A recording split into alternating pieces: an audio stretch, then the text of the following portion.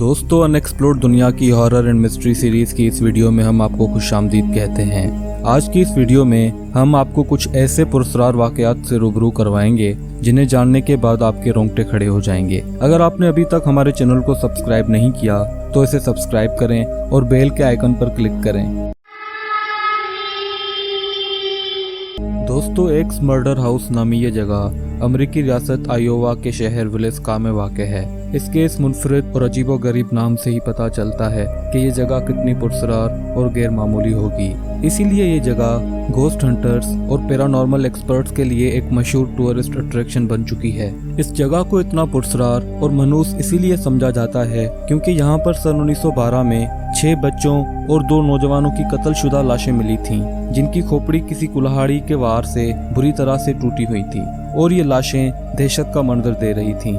सन 1994 में इस खस्ताहाल घर को खरीदा गया और फिर से तामीर करके एक टूरिस्ट डेस्टिनेशन बना दिया गया, जहां हजारों की तादाद में लोग जाते हैं और बाद लोग ये दावा भी करते हैं कि यहाँ उन्हें एक अजीबोगरीब आदमी दिखाई देता है जो कि अपने हाथ में कुल्हाड़ी पकड़कर चल रहा होता है और उसी वक्त बच्चों के चीखने की आवाजें भी सुनाई देने लगती हैं। ये छोटे मोटे वाकयात किसी हद तक तो समझ में आते हैं, मगर नवंबर 2014 में यहाँ एक ऐसा वाकया पेश आ गया जिसको सुनने के बाद सबके रोंगटे खड़े हो गए। रॉबर्ट स्टीवन लॉर्सन, जो कि पेशे से एक पैरानॉर्मल एक्सपर्ट था, किसी प्रोजेक्ट के सिलसिले में अपने दोस्तों के हमरा एक्स मर्डर हाउस पर आया था। पहले तो सब ठीक लग रहा था, मगर सूरज गुरूब होते ही रॉबर्ट और उसके साथियों को कुछ अजीब सी आवाजें सुनाई देने लगी और एक गंदी सी बदबू महसूस होने लगी। मगर क्योंकि वो पैरानॉर्मल एक्सपर्ट थे तो उन्हें उस जगह वो चीजें महसूस होना आम सी बात लगी। मगर आगे चलकर उनके साथ कुछ ऐसा होने वाला था जिसका उन्होंने कभी सपने में भी गुमान नहीं किया होगा।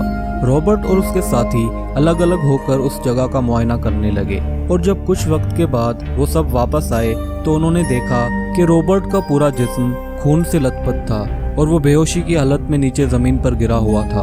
उन्होंने देखा कि रॉबर्ट का सीना किसी कुल्हाड़ी के वार से शदीद जख्मी हो चुका था, जिससे लगातार खून बहे जा रहा था। रॉबर्ट के दोस्तों ने उसकी ये बुरी हालत देखकर फौरन ही 911 पर कॉल की और एम्बुलेंस के जरिए उसे अस्पताल ले जाया गया। अस्पताल में जब डॉक्टर्स ने रॉबर्ट का मुआयना किया तो एक ऐसी अजीबोगरीब बात का खुलासा हुआ कि जिसे सुनने के बाद वहाँ सब हक्के बक्के रह गए। दरअसल रॉबर्ट के सीने पर जो कुल्हाड़ी का जख्म था वो खुद साख्ता था, जैसे कि उसने खुद को कुल्हाड़ी मारी हो। मगर हैरानगी की बात तो ये है कि उस जगह पर कहीं भी कुल्हाड़ी नजर नहीं आई, और अगर कुल्हाड़ी वहाँ पर होती भी तो रॉबर्ट अपने आप को उससे जख्मी क्यों करता। इस खौफनाक वारदात को ज्यादा पुरस्कार ये बात बनाती है कि रॉबर्ट को कुल्हाड़ी तकरीबन रात के 1:45 बजे लगी। ये वही वक्त था जब 1912 में 8 लोगों को इसी जगह कुल्हाड़ी मारकर बारी बारी कत्ल किया गया था। रॉबर्ट को वक्त पर अस्पताल ले जाने से उसकी जान तो बच गई, मगर इस खौफनाक वाकये के बाद वो घबरा चुका था और उसने फिर कभी भी किसी के सामने इस बात का खुलासा नहीं किया कि उस रात उसके साथ आखिर ऐसा क्या हुआ था। ये खौफनाक वाकया पेश आने के बाद एक्स मर्डर हाउस को कुछ अरसे तक बंद कर दिया गया, लेकिन हाल ही में इसको सयाहों के लिए फिर से खोला गया है।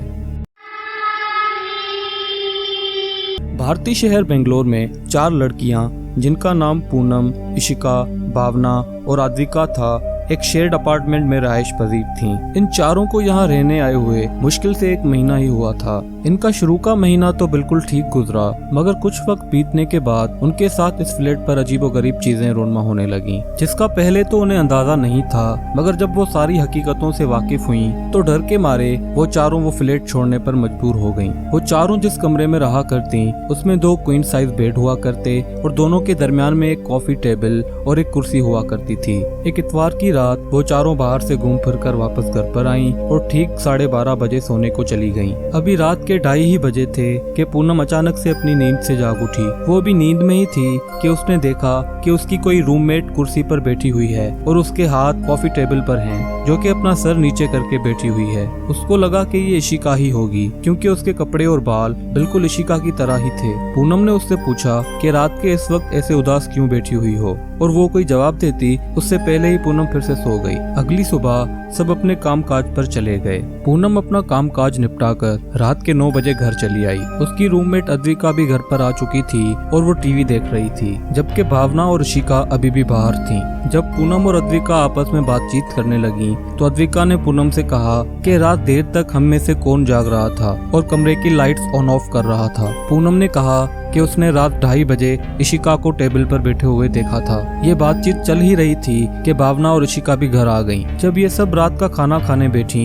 तब ऋषिका ने पूनम की तरफ देखकर कहा कि पूनम हमेशा आधी रात को जागती क्यों रहती है और उसे बार बार नींद से जगाकर ये क्यों कहती है कि पानी की बोतल साथ में रखकर सोया करो। ये बात सुनकर पूनम हैरान हो गई और उसने ऋषिका से कहा कि वो झूठ बोलना बंद करे, वो कभी भी आधी रात को नहीं जागती। पूनम ने ऋषिका को कहा कि तुम ही आधी रात को जागती हो और दूसरी रूममेट्स को कमरे की लाइट्स ऑन ऑफ करके परेशान करती हो। ये सारी बातें सुनकर चारों ही घबरा जाती हैं और ऋषिका सबको बताती है कि उसने पूनम को कई दफा आधी रात को कॉफी टेबल पर बैठे हुए देखा है और कल रात को भी पूनम ही वहाँ पर बैठी हुई थी। जब ऋषिका उससे पूछती कि पूनम यहाँ पर तुम क्यों बैठी हुई हो तो उसका जवाब आता कि मैं पानी पीने के लिए उठी हूँ। जबकि भावना भी इन सबको बताती है कि वो अक्सर आधी रात को इन तीनों को जागते और कमरे में टहलते हुए देखती है। यहाँ पर इन चारों के बीच ये बात भी निकलती है कि इनमें से कोई भी जब आधी रात को उठता है और वो किसी रूममेट को देखता है तब उसकी नजर पहले की निस्बत कमजोर पड़ जाती है और उन्हें रूममेट का चेहरा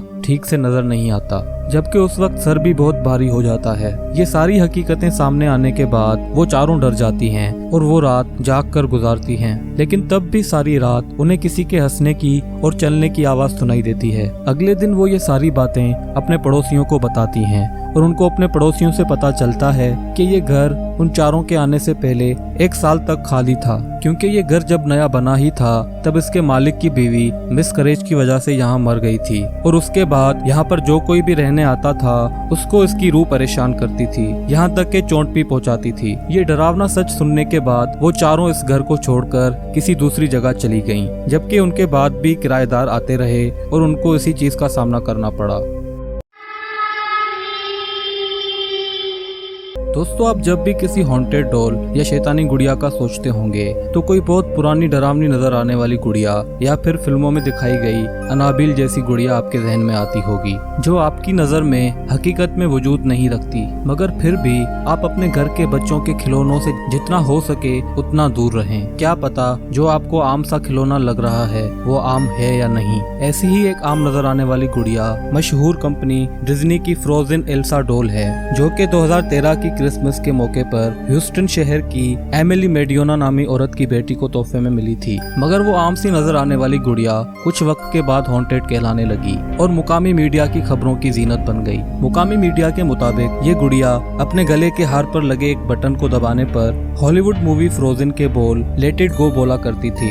एमिली, जो कि उस लड़की की माँ थी, उसने मीडिया को बताया कि ये गुड़िया पहले 2 साल तक ये बोल इंग्लिश में बोला करती थी, लेकिन 2 साल बाद 2015 में ये वही बोल स्पेनिश और इंग्लिश को मिक्स करके बोलने लगी है, जबकि इस गुड़िया में स्पेनिश जुबान का कोई फीचर नहीं था और ना ही ऐसा कोई बटन था जिससे कि उसकी जुबान बदली जा सकती थी। ये गुड़िया 6 सालों तक इसी फैमिली की निगरानी में रही और इन 6 सालों में इस गुड़िया की एक भी मर्तबा बैटरी तब्दील नहीं की गई, जबकि अब तो ये गुड़िया बगैर बटन दबाए ही बिना किसी औकात गाने लगती थी।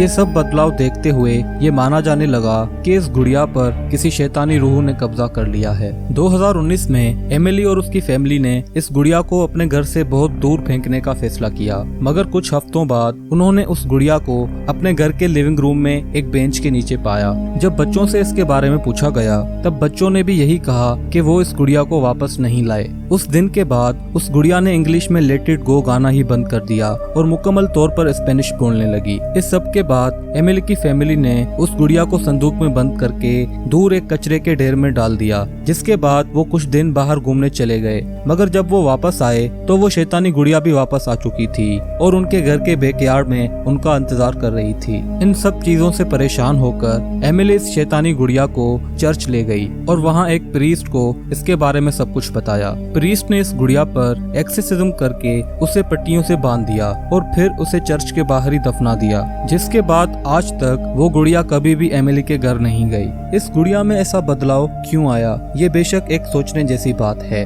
क्या वाकई खिलौनों पर भी शैतानी रूह या जन्नात का कब्जा हो सकता है? आपकी क्या राय है, नीचे कमेंट करके बताएं। और अगर आप भी ऐसे ही किसी हकीकी और पुरस्कार चीज या किसी वाक़े के बारे में जानते हो तो उसकी सारी कहानी हमें ईमेल करें। हम आपकी कहानी अपनी वीडियो के जरिए अपने नाजरीन के सामने रखेंगे। फिर मुलाकात होगी एक और नई वीडियो के साथ। तब तक अपना ख्याल रखें। अल्लाह हाफिज।